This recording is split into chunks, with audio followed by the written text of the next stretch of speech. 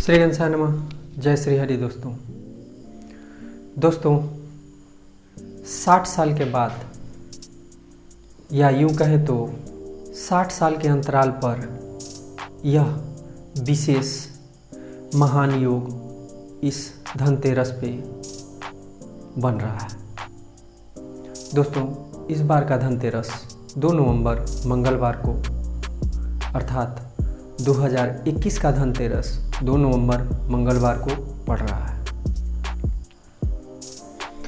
यह धनतेरस अन्य धनतेरसों से विशेष है। इस बार के धनतेरस में 2 महान योग बन रहे हैं। एक त्रिपुष्य योग और एक अमृतकाल लाभ योग। यह दोनों योग कब बन रहे हैं, इस धनतेरस को क्या खरीदें और क्या न खरीदें, इन सारी बातों पे हमारी और आपके बीच में इस वीडियो के माध्यम से चर्चा होगी। तो पूरी जानकारी लेने के लिए वीडियो में बने रहें। धनतेरस को धन त्रयोदशी और धनवंतरी जयंती के नाम से भी जाना जाता है। दोस्तों कहा जाता है कि त्रिपुष्य योग में जो भी व्यक्ति किसी सामग्री और शुभ वस्तुओं का क्रय करता है, यानी कि खरीदारी करता है, तो उसका भाग्योदय अवश्य ही होता है।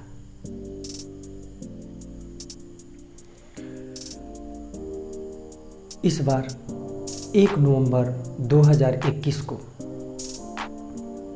द्वादशी प्रारंभ हो रहा है और ये द्वादशी मंगलवार 2 नवंबर 2021 को 11:30 अर्थात 11:30 तक बना रहेगा।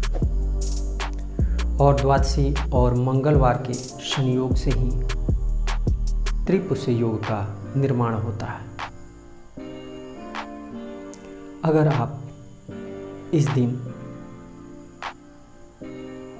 बर्तन, आभूषण, घर के उपयोग के लिए सामग्री खरीदते हैं या फिर दीपावली के लिए दिया, पूजन सामग्री आदि खरीदते हैं, तो यह काफ़ी शुभ और लाभकारी होता है। दूसरा योग जो अमृत लाभ का योग है, वो योग मंगलवार के दिन 10:30 से लेकर के 1:30 बजे तक, अर्थात सुबह 10:30 से लेकर के दोपहर 1:30 तक होगा।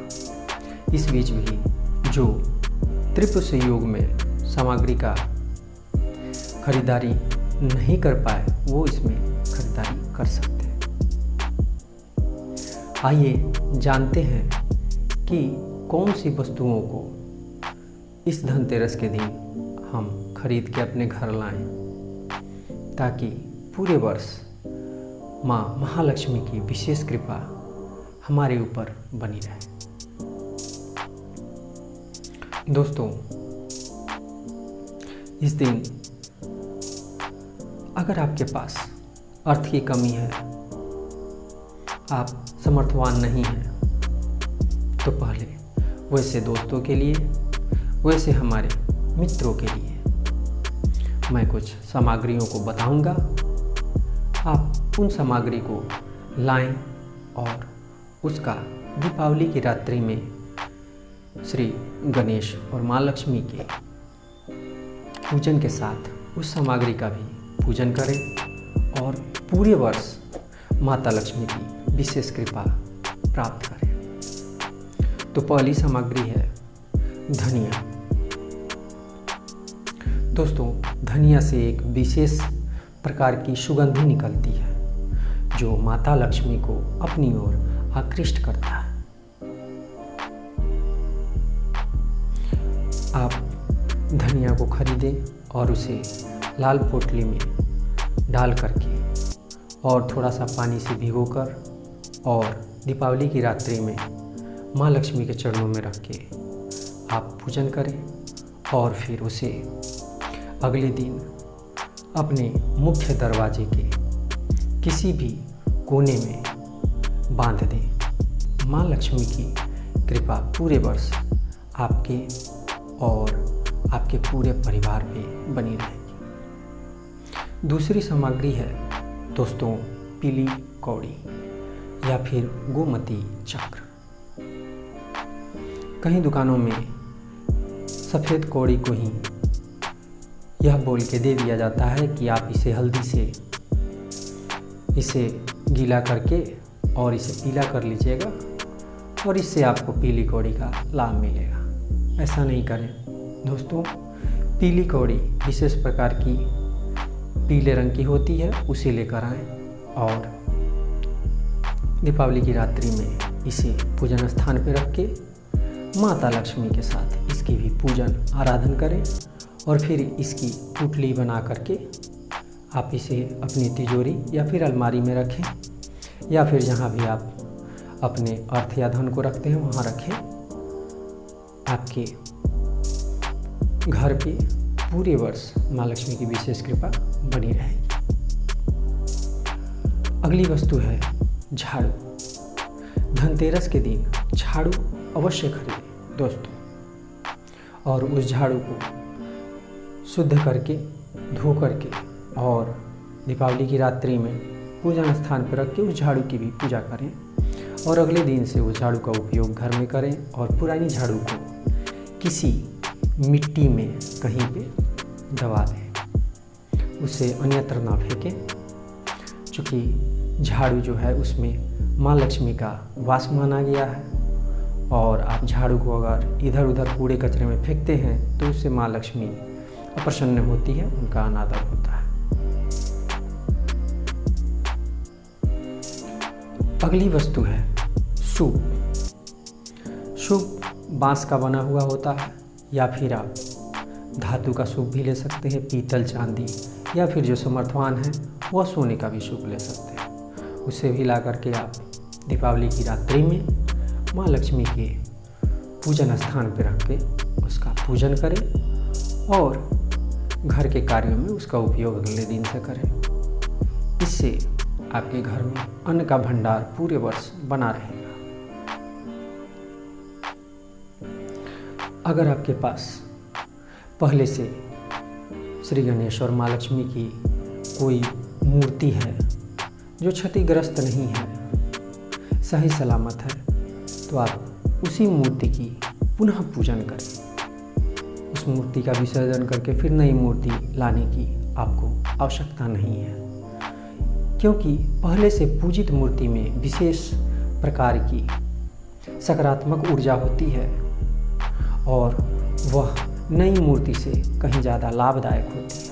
अगर मूर्ति क्षतिग्रस्त हो और कहीं से ध्वस्त हो तो आप मूर्ति को बदल सकते हैं। जिनके पास मूर्ति नहीं है वो मिट्टी की मूर्ति ला सकते हैं या फिर धातु की, चांदी, पीतल या सोने की यथाशक्ति यथा सामर्थ्य आप ला करके उसका विशेष पूजन करें। इससे भी माँ लक्ष्मी की विशेष कृपा आपके ऊपर पूरे वर्ष बनी रहेगी। माँ लक्ष्मी का निवास श्री यंत्र में कहा गया है, तो धनतेरस के दिन श्री यंत्र, धातु का श्री यंत्र या स्फटिक का श्री यंत्र या फिर कुबेर यंत्र को खरीद कर लाएं और उसकी विशेष विधि से दीपावली की रात्रि में पूजन करें। इससे माँ लक्ष्मी आपके घर में निवास करेगी और आपका घर धन धान्य से पूरे वर्ष भरा रहेगा।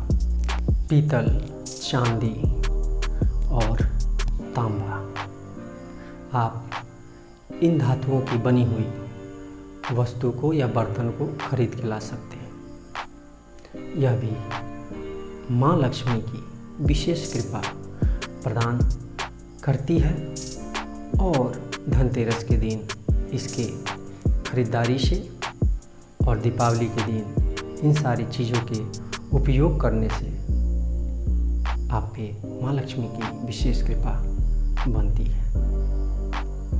ये तो कुछ वस्तु हैं जिन्हें धनतेरस के दिन खरीदना चाहिए, यह अति शुभ होते हैं। अब कुछ ऐसी भी वस्तुएं हैं, सामग्री हैं जिसे हमें धनतेरस के दिन नहीं खरीदना चाहिए। तो कौन सी वो वस्तु है, आइए जानते हैं। धनतेरस के दिन भूल के भी लोहे से बनी हुई कोई भी बर्तन, धातु या फिर एल्युमिनियम से बनी हुई कोई भी बर्तन या धातु ना खरीदें। इसमें शनि का वास होता है। इससे माँ लक्ष्मी की एक बहन है, उन्हें अलक्ष्मी कहा जाता है, उनका निवास आपके घर में होने की पूरी संभावना बन जाती है और पूरे वर्ष आपके ऊपर कहीं ना कहीं से कुछ न कुछ कष्ट, संकट आने की पूरी संभावना बन जाती है। तो ये कुछ विशेष जानकारियाँ हैं। आशा करता हूँ ये जानकारियाँ आपके लिए लाभदायक होंगी। चलते चलते हमारे सभी मित्रजन, हमारे जो भी इस इनोवासा वर्ल्ड परिवार के सदस्य हैं, उनको हृदय से, हमारे हृदय की गहराइयों से धनतेरस की शुभकामनाएं और दीपावली की हार्दिक शुभकामनाएं। Wish you a very happy and prosperous Dhanteras and Deepawali. दोस्तों, जाते जाते अगर आप मेरे इस चैनल पे नए आए हैं तो चैनल को सब्सक्राइब कर लें। वीडियो अच्छी लगी हो तो लाइक करें और अपने दोस्तों में शेयर करें। फिर मिलते हैं किसी अगले वीडियो में, किसी अगले जानकारी के साथ। तब तक के लिए आज्ञा दीजिए। नमस्कार, प्रणाम।